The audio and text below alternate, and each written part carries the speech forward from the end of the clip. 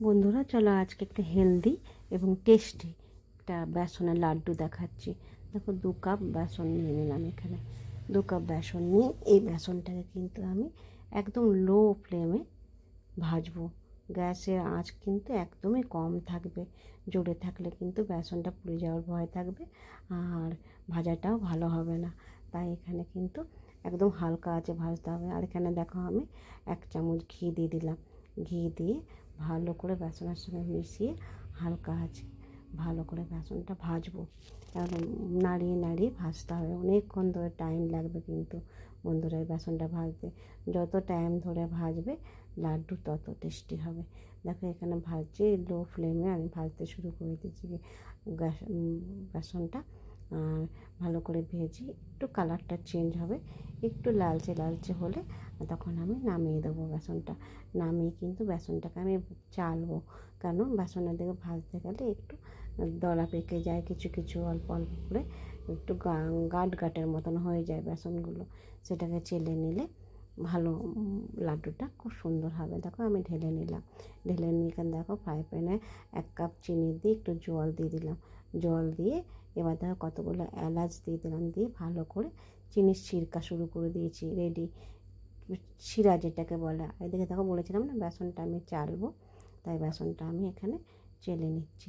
চেলে নিলে কী হয়, বেসনের যে দানা দানা হয়ে যাচ্ছে, কিছু কিছু বেসন যেগুলো গোটা গোটা হয়ে গেছে সেগুলো কিন্তু চালা হয়ে যাবে আর পুরো মিহি হয়ে যাবে বেসনটা।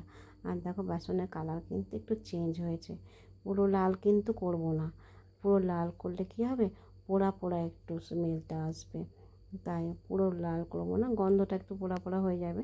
আর এদিকে দেখো আমি চিনির যে সিরকা বা শিরাটা বসিয়েছি, এটা কিন্তু যখন ঝাঁক ঝাঁক হয়ে যাবে না, ফেনা ফেনা, দেখো ফেনা ফেনা হয়ে গেছে। এবার এখানে বেসনগুলো ঢেলে দেবো। বেসনগুলো ঢেলে দিয়ে সঙ্গে সঙ্গে নাড়তে হবে কিন্তু, নাহলে কিন্তু দলা পেকে যাবে। এখানেও কিন্তু গ্যাসের আঁচটা কিন্তু আস্তে থাকবে, লো ফ্লেমে থাকবে, নাহলে কিন্তু এটা পুড়ে যাওয়ার ভয় থাকবে। এটা কিন্তু লো ফ্লেমেই করতে হবে। আর দেখো আমি এখানে কতগুলো কাজু বাদাম টুকরো টুকরো করে কেটে দিয়ে দিয়েছি, দিয়ে ভালো করে নাড়তে শুরু করে দিয়েছি। এখানে কিন্তু এটা কিন্তু অনেকক্ষণ নেড়ে নেড়ে করতে হবে। আর দেখো আমি 1 কাপ দুধ নিয়ে দুধটাকে আমি অল্প অল্প করে দিচ্ছি। এখানে কিন্তু পুরো দুধটা একেবারে ঢেলে ঢেলে কিন্তু লাড্ডুটা ভালো হবে না, একটু একটু করে ঢেলে ঢেলে নাড়াতে হবে, নাহলে দলা পেকে যাওয়ার ভয় থাকবে। দেখো লাড্ডুটা পুরো দুধগুলো আমি দিয়ে দিলাম আস্তে আস্তে। দুধটা দিয়ে এবার ভালো করে নাড়ছি, নাড়তে নাড়তে এটাকে কিন্তু পুরো আটার মতন মেখে নেবো। এটা কিন্তু পুরো জোরে আঁচে করছি না কিন্তু, এটা কিন্তু লো ফ্লেমে করছি। তো দেখো মিডিয়াম ফ্লেমে করছি, একদম লো না, মিডিয়াম ফ্লেমে করছি। আর দেখো এখানে আমি কিন্তু একটু ঘি দিয়ে দিলাম। ঘি দিলে কী হবে, দেখো ছেড়ে যাবে কড়াই থেকে পুরো, বা যেটা ব্যাটারটা যেটা বলো বেসনের, সেটাকে দেখো কড়াই থেকে পুরো ছেড়ে যাচ্ছে ঘি দেওয়ার পর। দেখো আমার কিন্তু এটা হয়ে এসছে। এটা কিন্তু পুরো আটার মতন করে নেবো, তারপর একটু ঠান্ডা করে মাখবো, মেখে তারপর লাড্ডু তৈরি করব।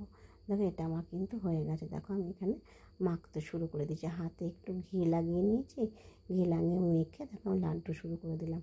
বন্ধুরা আমার এই লাড্ডুটা বা রান্নাটা ভালো লাগলে লাইক করো, শেয়ার করো, কোথা থেকে দেখছো কমেন্ট করে বলো। আর অবশ্যই কিন্তু ঘরে বানিয়ে খেও, খুব টেস্টি আর খুব হেলদিও এটা। আর ভালোবাসা দিও, তোমাদের প্রতি ভালোবাসা রইল। সুস্থ সবল বলিষ্ঠ থেকো, নিরোগ থেকো, ভগবানের কাছে এটাই প্রার্থনা করি, জগতের সবাই যেন সুস্থ থাকে। দেখো বলতে বলতে আমার কিন্তু সব লাড্ডুগুলো হয়ে গেছে। এবার আমি কি করব, এটাকে একটা বাটি, দেখো তার মধ্যে লাড্ডুর মধ্যে আমি আস্তে আস্তে করে বাদামগুলো সাজিয়ে দিচ্ছি। কতগুলো আমন্ড বাদাম কেটে নিয়েছি, কেটে কেটে দেখো আমি সাজিয়ে দিলাম, সাজিয়ে দিচ্ছি, কত সুন্দর দেখতে লাগছে। আমন্ড বাদামও তো হেলদি না, সব এখানে সব কিছুই হেলদি জিনিস পড়েছে, খেতেও টেস্টি, হেলদিও। দেখো আমার রেডি কিন্তু লাড্ডু। টাটা।